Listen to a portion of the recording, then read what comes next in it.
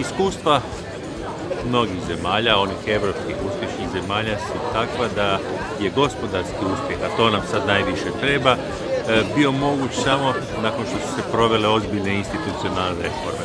Pokazalo se, evo ja sam surađivao i surađujem s dvije vlade, onom gospođe Kosor i sada gospodina Milanovića. Ja ne mogu reći, mislim, nastojala je jedna i druga vlada, ali nije išlo. Zašto nije išlo? Zato jer je društveni okvir, politički okvir, institucionalni okvir nije više odgovarao tim željama i potrebama razvoja gospodarstva. I zato, evo kako je to bilo i u Poljskoj i u Estoniji i još nekim zemljama, želim kroz ustavne reforme postaviti novi, drukčiji institucionalni okvir koji će omogućiti onda naravno i gospodarstvo. I drugi dio tog mog pravog puta, zajedničkog pravog puta je potrebna želja da se naše gospodarstvo profilira kao moderno gospodarstvo 21. stoljeća.